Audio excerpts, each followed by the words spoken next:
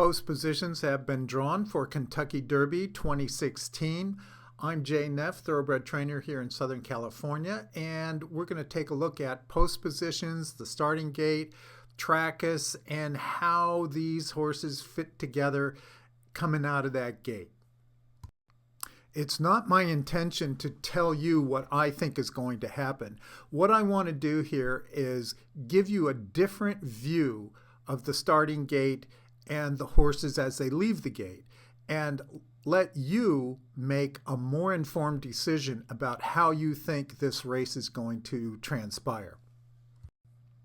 This is the Churchill Downs starting gate for the Kentucky Derby. It's a 20-horse field. Notice there are two gates. Most of you are already aware of this, but just to be thorough, notice the main gate has 14 stalls and the auxiliary gate has 6.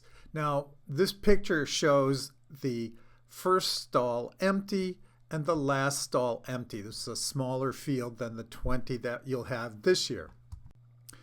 Notice that the numbers above the stalls have been moved to the left to reflect the empty gate that would be normally number 1. So the second gate has a 1 above it, so don't get confused by that. Exaggerator pulled number 11, Nyquist number 13, and Mohaymen number 14. Now these are 3 of the top contenders for this year's race, and notice they're all fairly close to each other. So this should make things pretty interesting.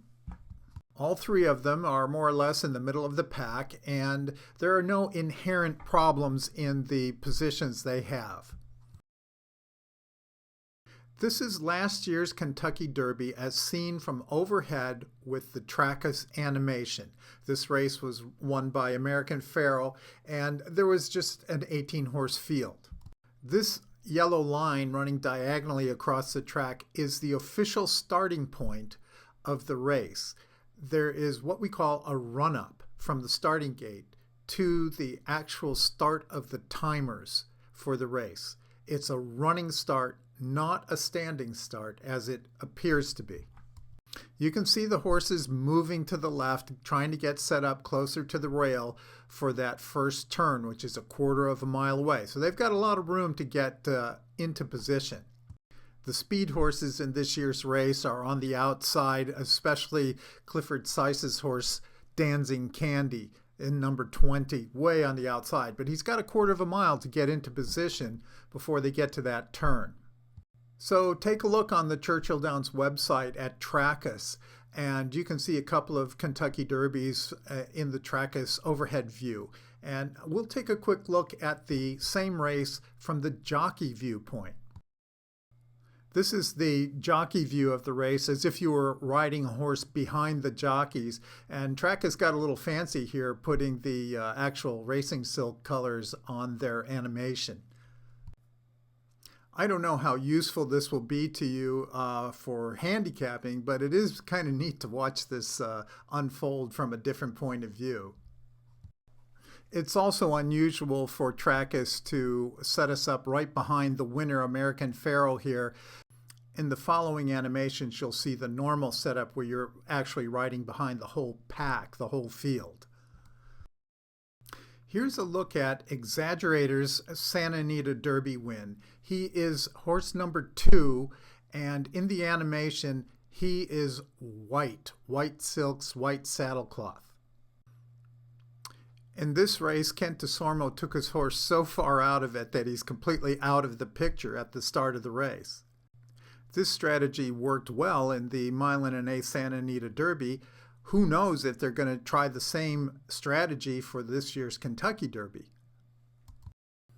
Here's the normal jockey view of the same race, and you can see over on the left, Kent DeSormo moves Exaggerator a little bit off the rail and just drifts back. He's got nobody to contend with. He's got the whole track to himself, no traffic to deal with. It's going to be a different story in the Kentucky Derby, so I don't know if they're going to use this same strategy or not. They could well deem it inappropriate. This is the start of the San Vicente Stakes. In the red colors, number 1 is Nyquist, and in the green is number 5, Exaggerator. Notice how close Exaggerator is staying with Nyquist, And he does this throughout the race, and he just flat out gets outrun at the end, even though this is just a 7-furlong race. So draw your own conclusions. And here's the same race, Jockey view. Notice this is the 7-furlong chute at Santa Anita. It's a long ways down to the first turn here, and they got a lot of room to maneuver. The Florida Derby, Nyquist in the yellow, number 4, Mohaymen, number 9, in the light blue. Nyquist doesn't exactly go right to the lead, but he's right there with the leaders, and Mohaymen stays close, but on the far outside. The strategy did not work for Mohaymen. Will they go back to their previous form, running from the back of the pack at the end of the race and making one final dash for the wire? Same race, Florida Derby. In the yellow, Nyquist, and on the far outside, Mohaymen in the light blue. Both of these horses are staying out of trouble, and it worked for Nyquist. It didn't work for Mohaymen, but again, it's going to be a whole different story in that big 20-horse field. So as we watch American Pharoah finish up his victory in last year's Kentucky Derby, I'm going to leave you guys with something to think about here, and I hope you do well with your picks this year in the Kentucky Derby and make a little money with your wagers.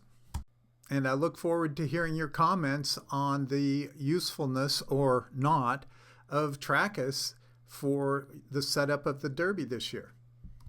And click on the red subscribe button if you haven't already, and you'll get notification when we post more videos about thoroughbred racing. Thanks for watching.